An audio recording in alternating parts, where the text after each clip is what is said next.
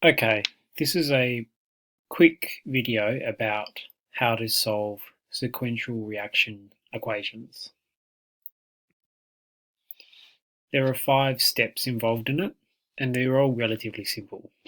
So the first step is you need to balance the separate equations in sequence. The next step is you identify a linking reagent between each equation. So the product of the first equation, which is a reactant for the next equation, is a linking reagent. The same applies to the second and third, or the third and fourth, if you have that many equations in your sequence. After you've identified the linking equation, you're going to increase the coefficients in front of the molecules in one equation to ensure the linking reagent is equal in each equation. Now, sometimes this step is necessary because the coefficients in front of the linking reagents in each equation are not equal, and other times they will already be equal, so you don't need to do it. After you've done this, you write a total equation with all the reactants from each of the separate equations as a reactant, and all of the products from each of the equations as a product. The last step is you look through your total equation and you remove molecules which are present on both sides of the equation. So for example, if carbon monoxide was present as a reactant and a product, you can remove the carbon monoxide. However, if the coefficient in front of a certain molecule was different on the product and the reactant side, then you're just going to reduce the number of that substance on either side of the equation. I'll show you what I mean by doing an example. So we're going to go through each of these 5 steps for an example of a sequential reaction. This is our example equation, and this is a sequence reaction which is involved in the extraction of iron from iron oxide. So the first, you can see the equations. There's 3 equations, and our first step is to balance these equations. So you can identify the first equation that there are no coefficients needed because there is 1 carbon and 2 oxygens in the carbon monoxide product, and there are 1 carbon and 2 oxygens in the 2 reactants in total. So it needs no coefficients. If you look at the next equation, that is, we have 1 carbon, 2 carbons, and 2 oxygens on the reactant side, but only 1 of each on the products. So we can add a 2 in front of this product, carbon monoxide, to balance that equation. The next equation is more complicated, but it's relatively easy to balance. If you add a 3 in front of this, that's going to, if you add a 3 in front of the carbon monoxide, and a 3 in front of the carbon dioxide, and a 2 in front of the iron, that will eventually balance your equation. I'm not going to go into detail into how to balance equations because we've done that before. The next step is step 2, identify your linking reagents.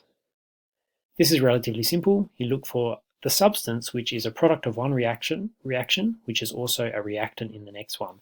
So carbon dioxide is a linking reagent here, and in the next reaction, the carbon monoxide is the linking reagent because it's a product of this reaction and a reactant of this reaction. So it's like whatever's produced in this reaction is subsequently used in the following reaction.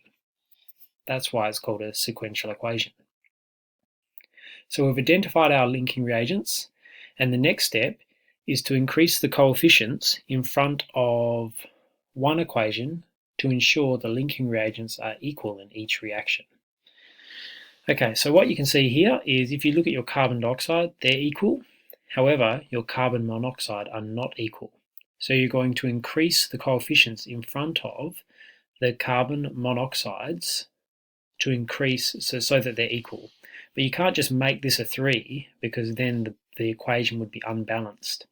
So in this case, you have to find the lowest common factor, which is 6 for each of these, and then you're going to multiply every coefficient by whatever it was that you had to multiply that number by to make 6. So this is done here. So we had 3 initially here, so we had to multiply that by 2. As a consequence of that, every substance in this bottom equation has been multiplied by 2 to provide the coefficients there. Once that one's done, we had to multiply this one by 3 because it was initially 2 to make that 6, and therefore these are also 3 as well. Now remember we said that the carbon dioxide was the same.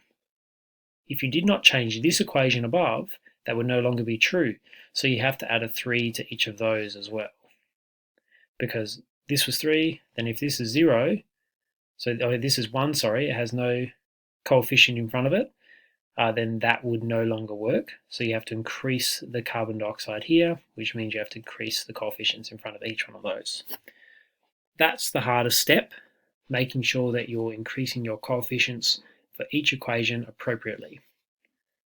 The next step is to write the total equation with reactants and products for each reaction in a single equation. That's done here, okay? So I've got 3 carbons plus 3 oxygens plus another 3 carbons plus another 3 carbon dioxide plus the 2 iron oxides plus the 6 carbon monoxides give all of the products. I'm not going to say them out. Now this is a messy looking equation because you have some substances like carbon mentioned twice on the single side, carbon dioxide here on the product side as well. So we're just going to simplify that and add those like terms together. So we have 6 carbons, 3 oxygens, 3 carbon dioxides, etc. So that's the simplified equation. You should get down to that step. But then there is one more step, and that is removing molecules which are present on both sides of the equation. So you can see here, carbon is present only on one side of the equation, so we're not going to remove that. Oxygen is present on only one side of the equation, so you can't remove it. However, the carbon dioxide is present on both sides of the equation, so you can remove it from here and minus 3 carbon dioxide from this final number here, making 6 carbon dioxides. None on the reactant side. This is only on one side of the equation, so you keep it. The carbon monoxide, there's 6 on the reactant side and 6 on the product side, so that can be removed from both completely. Remove that, and this ends up being your simplified total equation with molecules that are on both sides of the equation removed. Now, there's a test you can do to make sure that you've done it correctly. You have correctly written your sequential reaction as a total reaction equation, and that is simply by seeing if it's balanced. So if we go, I've got 6 carbons on this side, I've got 6 carbons on this side.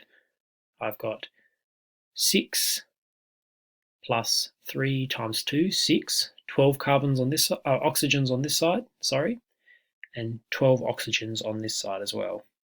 The last one, I've got 2 times 2, 4 ions on this side, and I have 4 ions on this side.